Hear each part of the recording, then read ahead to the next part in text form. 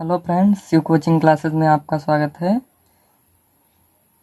कल आपको हमने अल्पप्राण, महाप्राण और घोष और अघोष वर्ण बताए थे। आज आपको हम शब्द विभाग, शब्द और शब्द के प्रकार बताएंगे कि शब्द कितने प्रकार के होते हैं। शब्द विभाग: शब्द दो या दो से अधिक अक्षरों की वह ध्वनि जिसको सुनकर किसी अर्थ का भेद बोध हो उसे शब्द कहते हैं।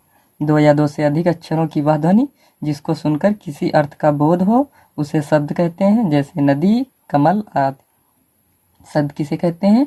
दो या दो से अधिक अक्षरों की वह ध्वनि जिसको सुनकर किसी अर्थ का बोध हो उसे शब्द कहते हैं, जैसे नदी, कमल आदि। शब्द कितने प्रकार के होते हैं या हम पहले अर्थ के विचार से शब्द दो प्रकार के होते हैं। नंबर का अर्थ के विचार से शब्द दो प्रकार के होते हैं, यानी अर्थ की दृष्टि से शब्द दो प्रकार के होते हैं। नंबर 1 सार्थक, नंबर 2 निरर्थक। नंबर 1 सार्थक: जिन शब्दों का कुछ अर्थ होता है उन्हें सार्थक शब्द कहते हैं, जैसे तालाब और गाय। जिन शब्दों का कुछ अर्थ होता है उन्हें सार्थक शब्द कहते हैं, जैसे तालाब और गाय। निरर्थक शब्द किन्हें कहते हैं? जिन शब्दों का कुछ अर्थ नहीं होता है, यानी जिन शब्दों का कोई अर्थ नहीं होता है उन्हें निरर्थक शब्द कहते हैं। जिन शब्दों का कोई अर्थ नहीं होता है उन्हें निरर्थक शब्द कहते हैं, जैसे लमा, पुस्तक, लमस आदि। तो सार्थक शब्द किसे कहते हैं? जिन शब्दों का कुछ अर्थ होता है उन्हें सार्थक शब्द कहते हैं, और जिन शब्दों का कोई अर्थ नहीं होता है उन्हें निरर्थक शब्द कहते हैं। नंबर का रचना के विचार से शब्द के 3 भेद होते हैं, यानी रचना के आधार पर शब्द के 3 भेद होते हैं। नंबर 1 रूढ़, नंबर 2 यौगिक, नंबर 3 योग रूढ़। नंबर 1 रूढ़: जिस शब्द के खंड करने से कोई अर्थ नहीं निकलता है। जिन शब्दों के खंड करने से कोई अर्थ नहीं निकलता है उसे रूढ़ कहते हैं। यानी किसी शब्द का अलग अलग खंड कर दो तो उससे कोई अर्थ नहीं निकलता है तो उन्हें रूढ़ कहते हैं। जैसे आम, आ और माँ को अलग कर देने पर इसका कोई अर्थ नहीं निकलेगा। पानी, पा और नी को अलग कर देने पर इसका कोई अर्थ नहीं निकलेगा। यानी रूढ़ शब्द किन्हें कहते हैं? जिन शब्दों का खंड करने पर अर्थ नहीं निकलता है उन्हें रूढ़ शब्द कहते हैं। नंबर 2 यौगिक: जिस शब्द के खंड करने पर भी उनके अर्थ निकलते हैं। जिस शब्द के खंड करने पर भी उनके अर्थ निकलते हैं उसे यौगिक कहते हैं, जैसे विद्यालय, देव मंदिर आदि। यानी विद्या धन आलय, विद्या धन आलय इन दोनों के अर्थ हैं। देव धन मंदिर इन दोनों के भी अर्थ निकल रहे हैं। यानी ये कौन से शब्द हैं? यौगिक शब्द। यौगिक शब्द वे शब्द होते हैं जिनके खंड करने पर भी उनके अर्थ निकलते हैं, उन्हें यौगिक शब्द कहते हैं। उसके बाद आता है अगला योग रूढ़। अगला कौन सा आता है? योग रूढ़: जिस शब्द के खंड करने से सामान्य अर्थ को छोड़कर उसका विशेष अर्थ प्रकट हो। जिस शब्दों के खंड करने पर उनका सामान्य अर्थ छोड़कर उसके विशेष अर्थ प्रकट हो उसे योग रूढ़ कहते हैं। जिस शब्द का खंड करने पर उसका सामान्य अर्थ छोड़कर विशेष अर्थ प्रकट हो उसे योग रूढ़ कहते हैं। जैसे पंकज, पंकधंजा। यह पंकज का सामान्य अर्थ कीचड़ से उत्पन्न होने वाला है। यहाँ पंकज का सामान्य अर्थ कीचड़ से उत्पन्न होने वाला है, लेकिन पंकज का विशेष अर्थ कमल है। लेकिन पंकज का विशेष अर्थ क्या होता है? कमल। इसी प्रकार चंद्रशेखर, चक्रपाणि और लंबोदर का विशेष अर्थ क्रम से शंकर, विष्णु और गणेश है। योग रूढ़ किसे कहते हैं? जिस शब्द का खंड करने पर सामान्य अर्थ को छोड़कर उसका विशेष अर्थ प्रकट होता है उसे योग रूढ़ कहते हैं।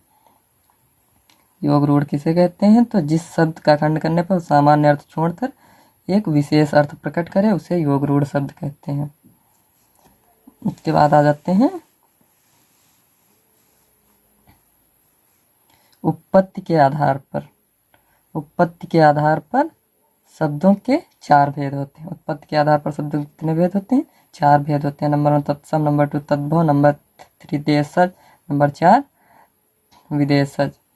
नंबर 1 तत्सम, संस्कृत भाषा के वे शब्द जो हिंदी में यथावत यानी उसी तरह ले लिए गए हैं उन्हें तत्सम कहते हैं। संस्कृत भाषा के वे शब्द जो हिंदी में यथावत उसी तरह से ले लिए गए हैं उन्हें तत्सम कहते हैं। तत्सम किसे कहते हैं? संस्कृत भाषा के वो शब्द जो हिंदी में उसी तरह से ले लिए गए हैं उन्हें तत्सम कहते हैं। जैसे पुस्तक, ग्राम, पथिक, वस्त्र, जीवन आदि।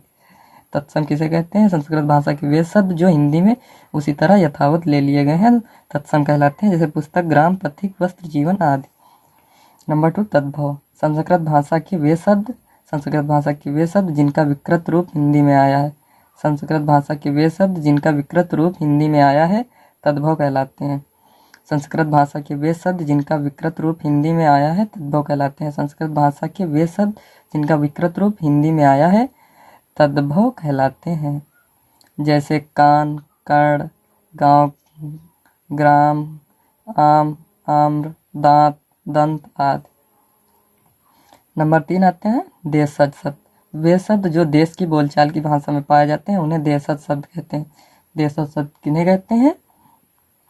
तो वो शब्द जो देश की बोलचाल की भाषा में पाए जाते हैं उन्हें देशज कहते हैं। जैसे माटी, बाप, धोती, पगड़ी, लोटा आदि। देशज शब्द किसे कहते हैं? तो वे शब्द जो देश की बोलचाल की भाषा में पाए जाते हैं उन्हें देशज कहते हैं। जैसे माटी, बाप, धोती, पगड़ी, लोटा आदि। इसके बाद आता है अगला विदेशज शब्द। अगला आता है विदेशज शब्द। वे शब्द जो विदेशी भाषाओं से लिए गए हैं। विदेशज शब्द किसे कहते हैं? वे शब्द जो विदेशी भाषाओं से लिए गए हैं उन्हें विदेशज शब्द कहते हैं। जैसे अंग्रेजी से doctor, rail station, table, police आदि। अरबी से किस्मत, अदालत, मदद, तारीख आदि। फारसी से चाकू, चश्मा, आराम, अफसोस आदि। विदेशज शब्द किसे कहते हैं? वे शब्द जो विदेशी भाषाओं से लिए गए हैं उन्हें विदेशज शब्द कहते हैं। जैसे अंग्रेजी से doctor, rail station, table, police आदि। अरबी से किस्मत, अदालत, मदद, तारीख आदि। फारसी से चाकू, चश्मा, आराम, अफसोस आदि शब्द लिए गए हैं।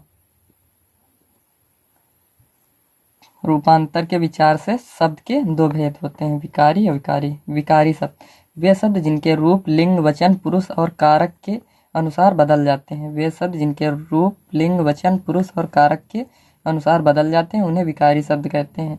विकारी शब्द के 4 भेद होते हैं। नंबर 1 संज्ञा, नंबर 2 सर्वनाम, नंबर 3 क्रिया, नंबर 4 क्रिया विशेषण। नंबर 2 अविकारी, वे शब्द जिनके रूप नहीं बदलते हैं उन्हें अविकारी शब्द कहते हैं। अविकारी शब्द के भी 4 भेद होते हैं। नंबर 1 क्रिया विशेषण, नंबर 2 संबंध बोधक, नंबर 3 समुच्चय बोधक, नंबर 4 विसम्यादि बोधक। तो विकारी शब्द वे शब्द होते हैं जिनके रूप, लिंग, वचन, पुरुष और कारक के अनुसार बदल जाते हैं उन्हें विकारी शब्द कहते हैं। जिन शब्दों जिन शब्दों के रूप, लिंग, वचन, पुरुष और कारक के अनुसार बदल जाते हैं उन्हें विकारी शब्द कहते हैं। वे शब्द जिनके रूप, लिंग, वचन, पुरुष, कारक के अनुसार बदल जाते हैं विकारी शब्द कहते हैं। विकारी शब्द 4 प्रकार के होते हैं, संज्ञा, सर्वनाम, क्रिया, विशेषण।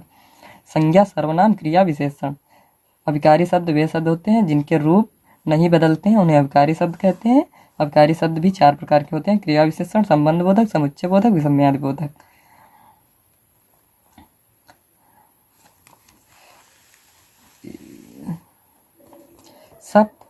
शब्द 2 प्रकार के होते हैं, विकारी, अविकारी। यानी रूपांतर के आधार पर शब्द 2 प्रकार के होते हैं, विकारी, अविकारी। विकारी शब्द में आता है संज्ञा, सर्वनाम, क्रिया, विशेषण। और अविकारी शब्द में आता है क्रिया विशेषण, संबंध बोधक, समुच्चय बोधक, विसम्यादि बोधक। धन्यवाद।